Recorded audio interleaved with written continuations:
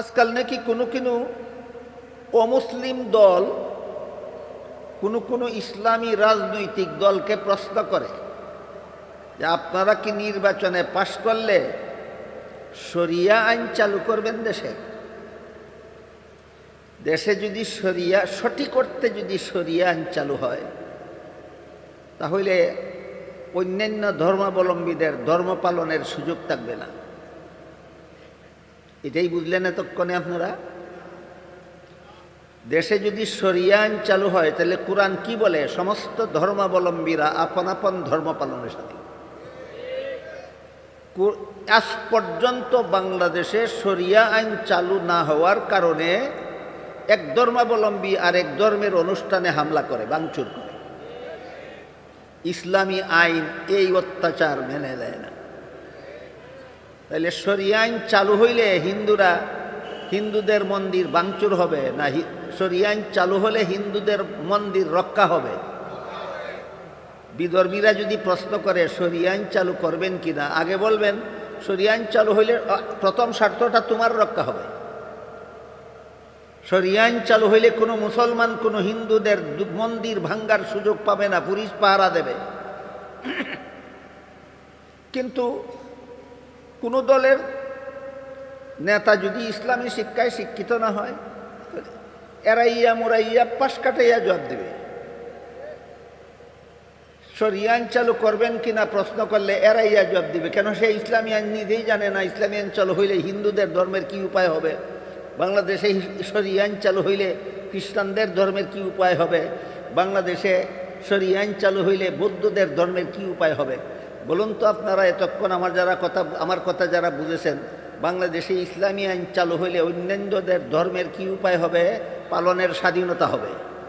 অন্যান্য ধর্মের কি হবে? পালনের স্বাধীনতা হবে। এখান থেকে একটা জটিল প্রশ্ন দেখা যায়, সেটা হলো তাহলে কি সবগুলি ধর্মই আল্লাহর কাছে গ্রহণযোগ্য? এই প্রশ্নটা জাগে। যেহেতু আল্লাহ সূরাতুল বাকারার 256 নম্বর আয়াতে সমস্ত ধর্মাবলম্বীদেরকেই আপন আপন ধর্ম পালনের স্বাধীনতা দিয়েছেন, এর দ্বারা প্রশ্ন জাগে তাহলে কি সমস্ত ধর্মই আল্লাহর কাছে গ্রহণযোগ্য? এই প্রশ্নের জবাব পাওয়া যায় সূরা আলে ইমরানের 85 নম্বর আয়াত। সেখানে আল্লাহ বলেছেন, মাই ইয়াবতাগি গায়রাল ইসলামি দীনান ফালান ইউকবালা মিনহু। ইসলাম ছাড়া আর কোনো ধর্মই আল্লাহর কাছে গ্রহণযোগ্য নয়। জবাব অস্পষ্ট নাকি সুস্পষ্ট? একটা কিছু বলেন, ইসলাম ছাড়া আর কোনো ধর্মই আল্লাহর কাছে গ্রহণযোগ্য নয়, অস্পষ্ট না সুস্পষ্ট? পরিষ্কার, ইসলাম ছাড়া আর কোনো ধর্ম আল্লাহর কাছে গ্রহণযোগ্য নয়। এই কথাটা সূরা আলে ইমরানের 85 নম্বর আয়াতে আল্লাহ যেই কথাটা বলে দিয়েছেন, ইসলাম ছাড়া আর কোনো ধর্মই আল্লাহর কাছে গ্রহণযোগ্য নয়, এই কথাটাকে ধামা চাপা দিয়া এক সূরার নাম আছে সূরায়ে মায়েদা। এই সূরায়ে মায়েদার 3 নম্বর আয়াতের সামান্য একটু অংশ আমি আপনাদের সামনে তিলাওয়াত করেছি। এতে আল্লাহ বলেন, আল ইয়াউমা আকমালতু লাকুম দীনাকুম। এর অর্থ হলো আজকে আমি তোমাদের দ্বীনকে পরিপূর্ণ করে দিলাম। আল্লাহ আমাদের দ্বীনকে পরিপূর্ণ করে দিয়েছে। অত্যন্ত ব্যাপক ব্যাখ্যা সাপেক্ষ কথা। দ্বীন কাকে বলে আর পরিপূর্ণ বলতে কি বোঝায়, একটু বিস্তারিত আলোচনার মাধ্যমে আমাদের বোঝা দরকার। পবিত্র কোরআনের বিভিন্ন আয়াতে আল্লাহ দ্বীন শব্দকে বিভিন্ন অর্থে ব্যবহার করেছেন। যদি সবগুলি আয়াতে আল্লাহ দিন শব্দকে একই অর্থে ব্যবহার করতেন, তাহলে যে কোনো মুসলমান যে কোনো সময় বলতে পারত যে এই জিনিসটার নাম আমার দিন, কিন্তু পারে না। না পারার কারণ আল্লাহ কোরআনের সব আয়াতে দিন শব্দকে এক অর্থে ব্যবহার করেননি, বিভিন্ন আয়াতে বিভিন্ন অর্থে ব্যবহার করেছেন। তবে আল্লাহ যদি আমাকে তৌফিক দেন, আপনারা মনোযোগে শোনেন, যে আমি আমার আলোচনার শেষ পর্যায়ে আপনাদেরকে বলে দেওয়ার চেষ্টা করব, প্রত্যেকেই যেন বলতে পারেন আপনার দিন বলতে আপনি কি বুঝেন। এই প্রশ্নের জবাব যেন সব মুসলমান দিতে পারে, শিক্ষিত হোক অশিক্ষিত হোক, পুরুষ হোক নারী হোক, যে কোনো দেশের মুসলমান হোক, যখন তাকে জিজ্ঞাসা করা হবে তোমার দিন বলতে তুমি কি বুঝো, তখন যেন পরিষ্কার একটা জবাব দিতে পারে, পূর্ণাঙ্গ একটা জবাব দিতে পারে। এই জবাবটা ইনশাআল্লাহ আমি আপনাদের সামনে তুলে দেব। এর আগে আমরা কতগুলি উদাহরণ দেখার চেষ্টা করব, যার মাধ্যমে আমরা বুঝতে পারবো যে আল্লাহ কোরআনের সবগুলি আয়াতে দিন শব্দকে একই অর্থে ব্যবহার করেন না, বরং বিভিন্ন আয়াতে বিভিন্ন অর্থে ব্যবহার করে থাকেন। যেমন ধরুন, সর্বপ্রথম কোরআনের যে আয়াতে আল্লাহ দিন শব্দটা ব্যবহার করেছেন সেটা হলো সূরাতুল ফাতিহার ৩ নম্বর আয়াত। এখানে আল্লাহ বলেছেন মালিকি ইয়াউমিদ্দিন, এই যে দিন শব্দ, এখানে দিন শব্দকে আল্লাহ কর্মফল অর্থে ব্যবহার করেছেন। যেহেতু কিয়ামতের দিন সমস্ত মানুষের কর্মফল দেওয়া হবে, এই জন্য কিয়ামতের দিনকে আল্লাহ এখানে কর্মফল দেওয়ার দিন নামে আখ্যায়িত করেছেন। কাজেই মালিকি ইয়াউমিদ্দিন আয়াতে আল্লাহ দিন শব্দটাকে কর্মফল অর্থে ব্যবহার করেছেন। তারপরে দেখুন সূরাতুল বাকারার 256 নম্বর আয়াতে আল্লাহ বলেছেন লা ইকরাহা ফিদ্দিন। এখানে দিন অর্থ কর্মফল নয়, এখানে আল্লাহ দিন শব্দকে ধর্ম অর্থে ব্যবহার করেছেন। আয়াতের অর্থ হলো ধর্মের বেলায় বল প্রয়োগ চলবে না, বরং সমস্ত ধর্মাবলম্বীরা আপন আপন ধর্ম পালনে স্বাধীন। এই হইল লা ইকরাহা ফিদ্দিন আয়াতের অর্থ। বুঝে থাকলে বলুন তো, এখানে কি দিন কর্মফল অর্থে না ধর্ম অর্থে? ধর্ম। ধর্মের বেলায় বল প্রয়োগ চলবে না, কেউ কারো ধর্ম পালনে বাধা দিতে পারবে না, কেউ কাউকে গায়ের জোরে ধর্মান্তরিত করতে পারবে না, বরং সমস্ত ধর্মাবলম্বীদেরকে যার যার ধর্ম পালনের স্বাধীনতা দিতে হবে। আজকাল নাকি কোনো কোনো অমুসলিম দল কোনো ইসলামী রাজনৈতিক দলকে প্রশ্ন করে যে আপনারা কি নির্বাচনে পাশ করলে শরিয়া আইন চালু করবেন দেশে?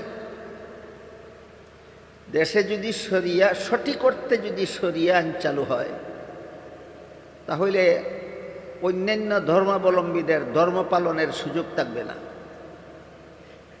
এটাই বুঝলেন এতক্ষণে আপনারা? দেশে যদি শরিয়া আইন চালু হয়, তাহলে কোরআন কি বলে? সমস্ত ধর্মাবলম্বীরা আপন আপন ধর্ম পালনের সাথে। আজ পর্যন্ত বাংলাদেশে শরিয়া আইন চালু না হওয়ার কারণে এক ধর্মাবলম্বী আরেক ধর্মের অনুষ্ঠানে হামলা করে, ভাঙচুর করে। ইসলামী আইন এই অত্যাচার মেনে নেয় না। তাহলে শরিয়া আইন চালু হইলে হিন্দুদের মন্দির ভাঙচুর হবে না শরিয়া আইন চালু হলে হিন্দুদের মন্দির রক্ষা হবে? বিধর্মীরা যদি প্রশ্ন করে শরিয়া আইন চালু করবেন কিনা, আগে বলবেন শরিয়া আইন চালু হইলে প্রথম স্বার্থটা তোমার রক্ষা হবে, শরিয়া আইন চালু হইলে কোনো মুসলমান কোনো হিন্দুদের মন্দির ভাঙ্গার সুযোগ পাবে না, পুলিশ পাহারা দেবে। কিন্তু কোনো দলের নেতা যদি ইসলামী শিক্ষায় শিক্ষিত না হয়, এরাইয়া মোরাইয়া পাশ কাটাইয়া জবাব দেবে। শরিয়া আইন চালু করবেন কিনা প্রশ্ন করলে এরাইয়া জবাব দিবে, কেন সে ইসলামী আইন নিজেই জানে না। ইসলামী আইন চালু হইলে হিন্দুদের ধর্মের কি উপায় হবে, বাংলাদেশে শরিয়া আইন চালু হইলে খ্রিস্টানদের ধর্মের কি উপায় হবে, বাংলাদেশে শরিয়া আইন চালু হইলে বৌদ্ধদের ধর্মের কি উপায় হবে। বলুন তো আপনারা, এতক্ষণ আমার কথা যারা বুঝেছেন, বাংলাদেশে ইসলামী আইন চালু হইলে অন্যান্যদের ধর্মের কি উপায় হবে? পালনের স্বাধীনতা হবে। অন্যান্য ধর্মের কি হবে? পালনের স্বাধীনতা হবে। এখান থেকে একটা জটিল প্রশ্ন দেখা যায়, সেটা হলো, তাহলে কি সবগুলি ধর্মই আল্লাহর কাছে গ্রহণযোগ্য? এই প্রশ্নটা জাগে। যেহেতু আল্লাহ সূরাতুল বাকারার 256 নম্বর আয়াতে সমস্ত ধর্মাবলম্বীদেরকেই আপন আপন ধর্ম পালনের স্বাধীনতা দিয়েছেন, এর দ্বারা প্রশ্ন জাগে, তাহলে কি সমস্ত ধর্মই আল্লাহর কাছে গ্রহণযোগ্য? এই প্রশ্নের জবাব পাওয়া যায় সূরা আলে ইমরানের 85 নম্বর আয়াত। সেখানে আল্লাহ বলেছেন, মাই ইয়াবতাগি গায়রাল ইসলামি দীনান ফালাই ইউকবালা মিনহু। ইসলাম ছাড়া আর কোনো ধর্মই আল্লাহর কাছে গ্রহণযোগ্য নয়। জবাব অস্পষ্ট নাকি সুস্পষ্ট? একটা কিছু বলেন, ইসলাম ছাড়া আর কোনো ধর্মই আল্লাহর কাছে গ্রহণযোগ্য নয়, অস্পষ্ট না সুস্পষ্ট? পরিষ্কার, ইসলাম ছাড়া আর কোনো ধর্ম আল্লাহর কাছে গ্রহণযোগ্য নয়। এই কথাটা সূরা আলে ইমরানের 85 নম্বর আয়াতে আল্লাহ যেই কথাটা বলে দিয়েছেন, ইসলাম ছাড়া আর কোনো ধর্মই আল্লাহর কাছে গ্রহণযোগ্য নয়, এই কথাটাকে ধামা চাপা দিয়া গত 15-20 বছর পর্যন্ত মুসলমানদেরকে হিন্দু ধর্মমুখী করার শয়তানি চক্রান্ত চলেছে। দু একটা শয়তানি চক্রান্তের উদাহরণ দিয়ে শুনুন। বক্তৃতা বিবৃতিতে বলা হয়েছে ইসলাম শ্রেষ্ঠ ধর্ম। আমি আপনাদের জিজ্ঞাসা করি, ধরুন স্টেজে 15-20 জন আলেম বসা আছে, একটা কথার কথা। এমত অবস্থায় আমি যদি বলি আমার পাশে যিনি বসা আছেন ইনি শ্রেষ্ঠ আলেম, তাহলে কি অন্যান্য আলেমকে অস্বীকার করা হয় না স্বীকৃতি দেওয়া হয়? অস্বীকার করা হয়। একজনকে শ্রেষ্ঠ বললে অন্যরা আলেম থাকেন না? থাকেন, কিন্তু শ্রেষ্ঠ না। একজনকে আমি শ্রেষ্ঠ আলেম বলার মানিলে অন্যরাও আলেম, কিন্তু শ্রেষ্ঠ না। ঠিক তেমনিভাবে ইসলামকে শ্রেষ্ঠ ধর্ম বলার শয়তানিটা হইল, অন্য ধর্ম ও ধর্ম যদিও শ্রেষ্ঠ না, সরাসরি কোরআন বিরোধী। অন্য ধর্ম ধর্মই নয়, একমাত্র ইসলাম ধর্মই ধর্ম। সুতরাং এটা অত্যন্ত কুচক্রান্তমূলক স্লোগান যে ইসলাম শ্রেষ্ঠ ধর্ম। যতক্ষণ পর্যন্ত একমাত্র ইসলাম আল্লাহর কাছে গ্রহণযোগ্য ধর্ম এই কথা স্বীকার না করবা, ততক্ষণ পর্যন্ত ইসলামকে শ্রেষ্ঠ ধর্ম শ্রেষ্ঠ ধর্ম শ্রেষ্ঠ ধর্ম জপতে জপতে মরলেও তোমার জাহান্নামে যেতে হবে। এই একটা শয়তানি চক্রান্ত করা হয়েছে গত 15-20 বছর পর্যন্ত ইসলামকে শ্রেষ্ঠ ধর্ম বলে। আমার কথায় কি বুঝলেন? ইসলাম শ্রেষ্ঠ ধর্ম না একমাত্র গ্রহণযোগ্য ধর্ম? ফেস লাগাইবেন না, ফেস লাগাই কোরআনের কথায় পেস লাগাইবেন না। কোরআনে আল্লাহ ইসলামকে শ্রেষ্ঠ ধর্ম বলেননি, কোরআনে আল্লাহ বলেছেন একমাত্র ইসলাম আল্লাহর কাছে গ্রহণযোগ্য ধর্ম। আরেকটা শয়তানি চক্রান্ত এই করা হয়েছে, মুসলমানদেরকে দলে দলে হিন্দুদের পূজার মিষ্টি খাওয়ানোর ব্যবস্থা করা হয়েছে। দলে দলে মুসলমান হিন্দুদের দুর্গা পূজার অনুষ্ঠানে যায় আর তাদের পূজার মিষ্টি খায়। জিজ্ঞাসা করলে বলে ধর্ম যার যার, উৎসব সবার। আর একটা শয়তান, এই শয়তানি স্লোগানটাও গত 15-20 বছর পর্যন্ত বাংলাদেশে চলছে, ধর্ম যার যার, উৎসব সবার। আমি বলি ধর্ম যার যার, উৎসব সবার হওয়ার কারণেই যদি মুসলমান হিন্দুদের পূজার মিষ্টি খেতে পারে, তাইলে তো হিন্দুরাও মুসলমানের কুরবানির গরুর গোশত খেতে পারে, যেহেতু ধর্ম যার যার, উৎসব সবার। গত 20 বছরে কোনো হিন্দু আপনাদের কুরবানির গরুর গোশত খেতে এসেছিল? অনেক মুসলমান পূজার মিষ্টি খেতে গিয়েছিল। তাহলে ধর্ম যার যার, উৎসব সবার স্লোগানটা হিন্দুদেরকে ইসলাম ধর্মমুখী করার জন্য না মুসলমানদেরকে হিন্দু ধর্মমুখী করার জন্য? এই হইল শয়তানি চক্রান্ত। কেউ যদি বলে গৃহস্থী যার যার, ফসল সবার, মানবে কোনো পাগলে?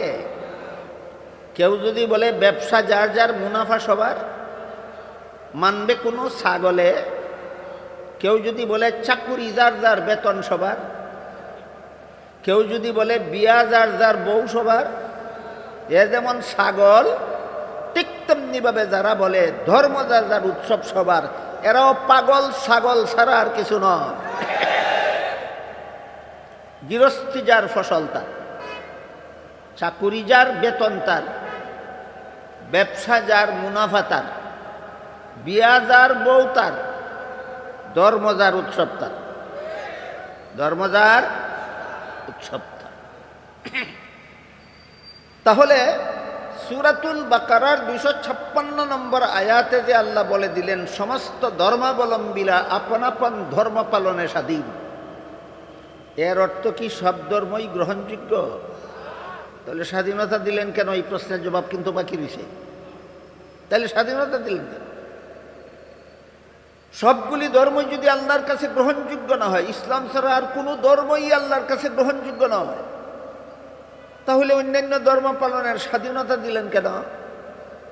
এই প্রশ্নের জবাবটা আমি একটা উদাহরণের মাধ্যমে দিয়ে থাকি, বলি আপনাদের। আজকাল যে কোনো শিক্ষা প্রতিষ্ঠানে ছাত্রদেরকে শিক্ষাদান সমাপ্ত করার পর ছাত্রদের পরীক্ষা নেওয়া হয়।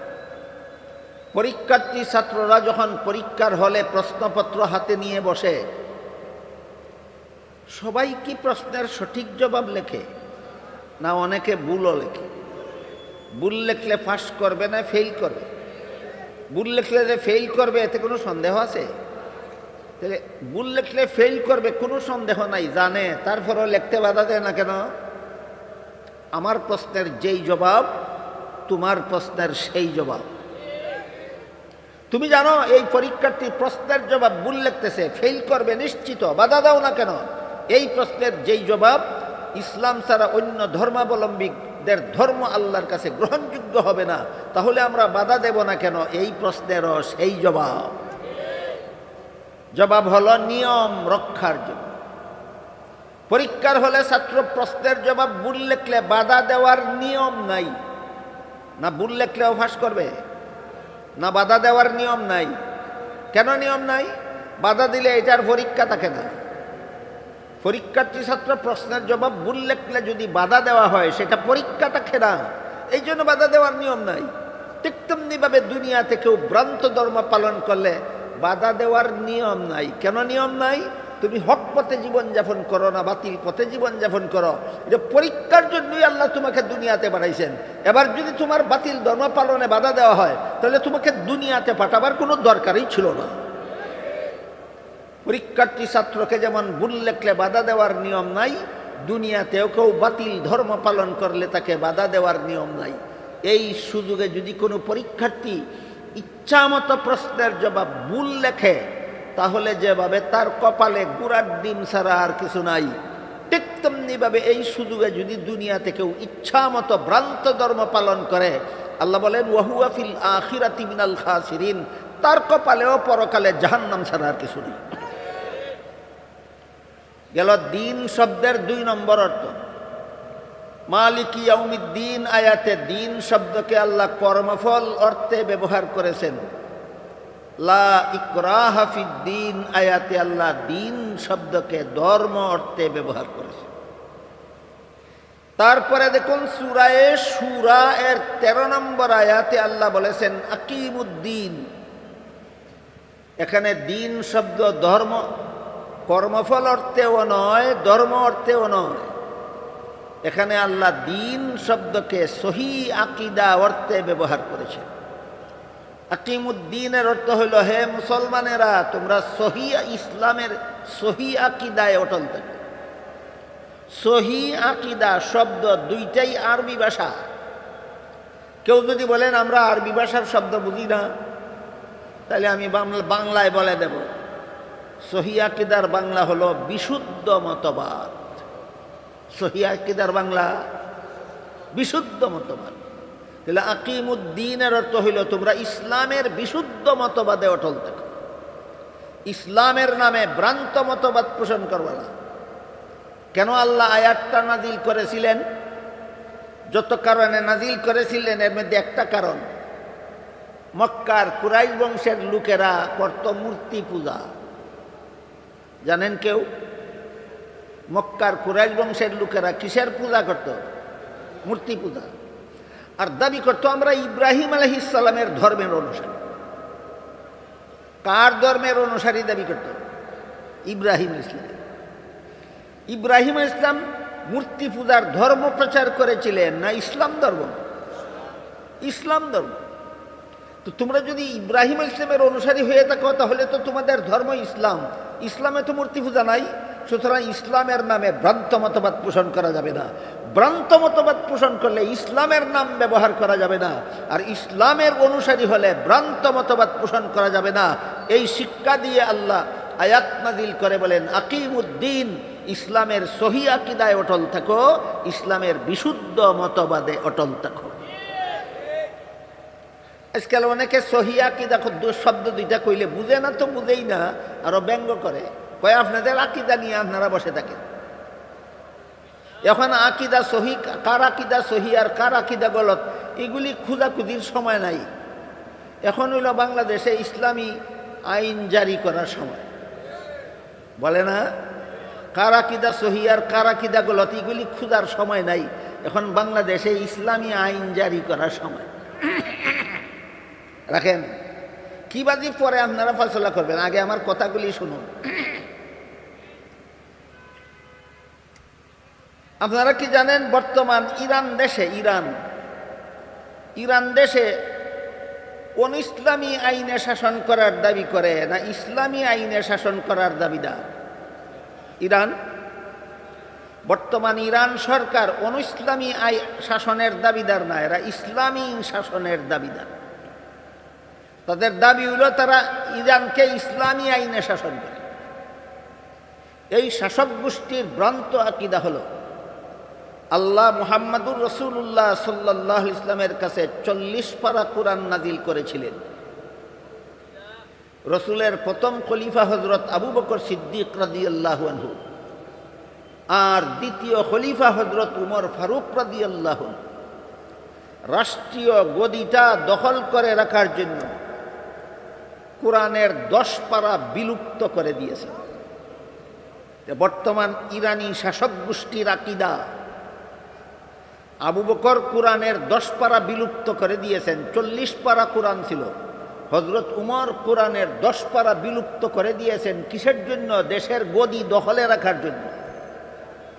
আপনাদের আকীদাটাও এমন যে হযরত আবু বকর দেশের গদি দখলে রাখার জন্য কোরআন বিলুপ্ত করে দেন, হযরত উমর দেশের গদি দখলে রাখার জন্য কোরআন বিলুপ্ত করে দেন, এমন আকীদা আপনাদেরও। তাহলে ইরানিরা কিসের নামে এই বেঈমানি আকীদা পোষণ করে? ইসলামের নামে না ইসলামের নামে? কাজেই শুধু ইসলামী শাসন জপলে হবে না, ইসলামী আকীদা আগে সংশোধন করতে হবে। তাহলে তা না হইলে ইরানিদের যেই দশা বাংলাদেশের মুসলমানদের সেই দশা হতে বাধ্য। বলেন ইসলামী শাসন আগে না ইসলামী আকীদা আগে? এই নির্দেশ দিয়েছেন আল্লাহ কোন সূরার কত নম্বর আয়াতে? সূরা শূরার 13 নম্বর আয়াতে। আকিমুদ্দিন, ইসলামের সহি আকীদায় অটল থাকো, ইসলামের সহি আকীদায় অটল থাকো। নামাজ রোজা ইবাদত বন্দেগী, তারপরে দেশে ইসলামী হুকুমত জারি করা, তারপরে আগে বেটা আকীদা সংশোধন কর।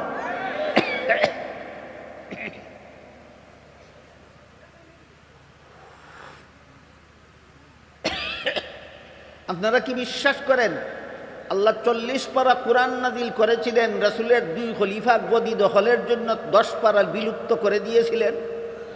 তাহলে এটা ইসলামী আকীদা না কুফরি আকীদা?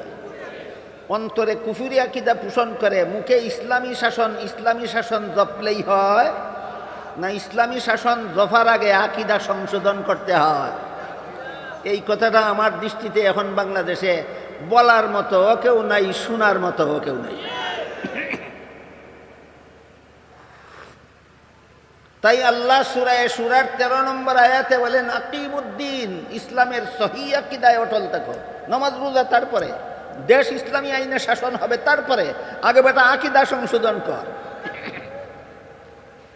আমাদের বর্তমান বাংলাদেশে ইসলামের নামে ভ্রান্ত মতবাদ পোষণকারী দলেরও অভাব নাই, ব্যক্তিরও অভাব নাই। যারা ইসলামের নামে ভ্রান্ত আকীদা পোষণ করে বাংলাদেশে, এদের একটা দলের নাম কাদিয়ানি। একটা দলের নাম কাদিয়ানি। কাদিয়ানিরা নিজেদের দলের নাম দিয়েছে আহমদিয়া মুসলিম জামাত।